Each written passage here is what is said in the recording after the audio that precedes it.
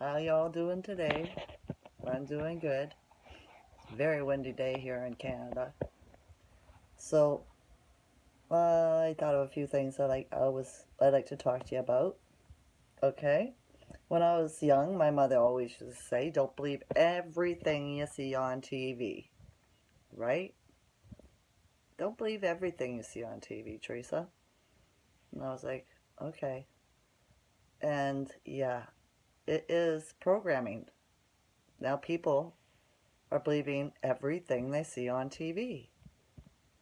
Even the news. What most people aren't aware of is every single person you see on TV, in movies from Hollywood, the news, commercials, documentaries, everything, they're all actors.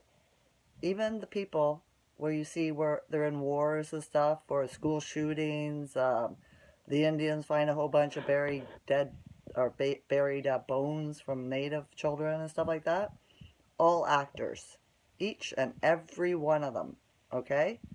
They're all actors. None of it's real. None of it's done in real time. And you would know this.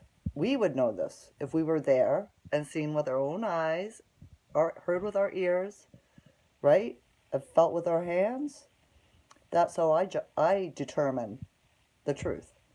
If I don't see it with my own eyes, in nature, outside, I don't believe it, right? Like the beginning of this whole pandemic thing. I didn't see what they were saying with the numbers and with the contagions and stuff like that. We didn't have one person where I live die of it, right? Not a thing. Then I did more research about, how many were lost in the Spanish flu and stuff like that. Didn't compare at all. So I was like, yeah, this is not the truth. But unfortunately, so many are programmed and hypnotized and they believe everything they see on TV. So that was number one. The next one was when I was a young girl growing up, I used to wake up all the time from sleep, and I used to be like, "Is this a dream or is this real?" I used to say to myself, "This is a bad dream. I wish I could go back to sleep and wake up." Right? That's what's happening now, I believe. I had that dream so many times throughout my life. Right? I'd wake up and say, "This is a bad dream, isn't it?" People say, "No, this is real, Teresa." And I'd be like, "Yeah, no. I like to wake up from this bad dream. I'm waking up." Right? Okay, that was number two. Now, with the pandemic crap, right? If everybody quit their jobs, quit sending their children to school, this would have been over 2 years ago, right? Yeah, but because you're all programmed, you're keeping it going and going and going.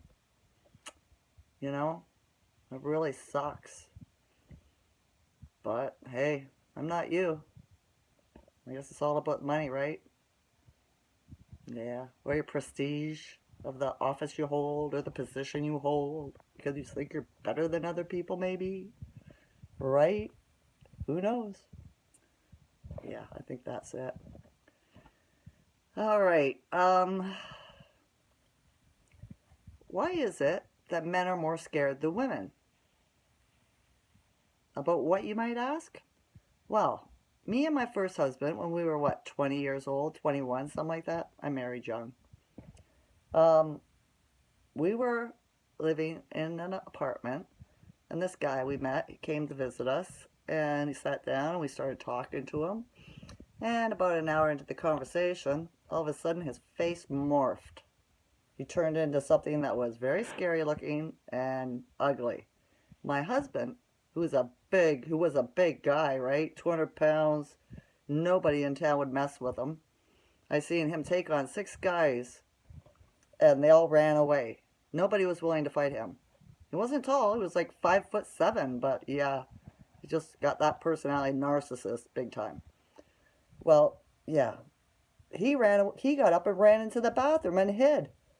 I went in and said, "What's wrong? Like, you got to come out here." He's like, no, I can't handle it. I can't handle it. Did you see what happened to him? Did you see his face? I was like, yeah. And he goes like, you got to get him out. And I was like, I got to get him out. Okay. So I went back out into the living room and I told the man, right? My husband's not feeling well. Time for you to leave. And the man was like, oh, and his face unmorphed. He was, did I do something wrong? And I was like, well, no, he's just had enough and it's time to leave. All right, bye. And he left. I made him leave, right? I've seen people do this several times in my life, right? It is freaky, but there's nothing to be afraid of. I don't understand why men are afraid of mystical stuff like this and send a woman to do their job. I thought men were supposed to be here to protect us. I thought they were supposed to be the warriors, right? Yeah. But I found myself protecting their asses most of my life. Go figure, right? I'm the warrior. Even my neighbor, I got talking to a few of my friends, and I asked them if they had ever seen anybody shapeshift like that. And they said, they thought about it. I told them about my experience, and they thought about it, and it clicked in their head, and they're like, yes, I have, now that you mention it, and I think back. And they tell me, right? It's different. It is really different. The more you talk about mystical things and experiences you see, hear, all that stuff, you will find other people that will confirm that, yes, I seen it too, Teresa, right? And it helps them by me saying, yes, I seen it too, whoever your name is. Understand? Yeah, so don't be afraid to talk. And men, please, get a backbone. Warrior up, right? Protect the women and children. Stop being scaredy cats. All right. I've had 3 near-death experiences. Once when I was 2, I almost drowned. Yeah, my mom told me about it. Right in the bay down in town here. She saved my life. Thank goodness. Took her a bit of swimming to get to me, but she saved me. The second time, I was doing a swim at the pool because we're going for a canoe trip. And you had to swim or tread water for 15 minutes so that you could go.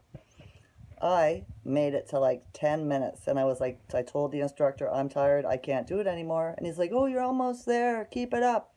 The next thing I know, I'm laying on the side of the pool, all the kids lined up against the wall, and I'm coughing out water. Felt like I had an axe in my head. A lot of pain. But yeah, everybody just like sloughed it off, you know what I mean? Oh, you're fine, get up, go home. Whatever, go back to school. Yeah. And then, yeah, my second husband tried to kill me when I was sleeping.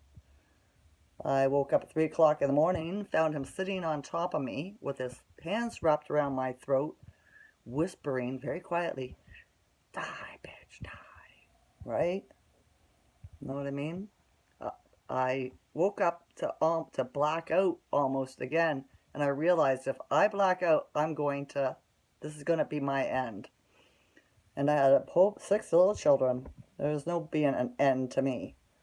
So I opened my eyes and I reached out my arm and I grabbed him where no man likes to be grabbed, and I squeezed as hard as I could.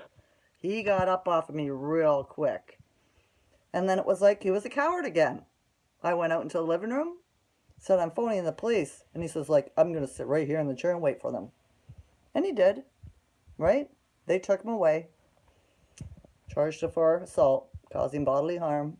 I had red marks all around my neck. It was, yeah, my voice was all raspy, but I survived, right? Yeah, it just made me stronger. There's a saying, that doesn't kill you makes you stronger. And yeah, I've had a lot of that in my life. I'm pretty strong by now. Excuse me. A lot of congestion in my lungs today. It's the ascension, right? Did you know that in Sanskrit, chakras means spinning wheel of energy? Yeah, and our chakras are cleansing right now. They're activating. Yeah. Like to see where this takes us, right? All right. And I think that's pretty much all I need to talk about today. I wasn't even going to make a video, but I thought, hey, might as well make a video. Somebody might want to hear me. You never know, right? Yeah. All right. Well, I love you all. Have a wonderful day. Okay? Don't worry about the aches and the pains. Your spine will be sore because of the chakra stuff. You're not getting sick. You just need to lay down and rest. Drink lots of water. Some salt might help too. Pink Himalayan sea salt, okay? All right. I love you all. Have a wonderful day. Bye.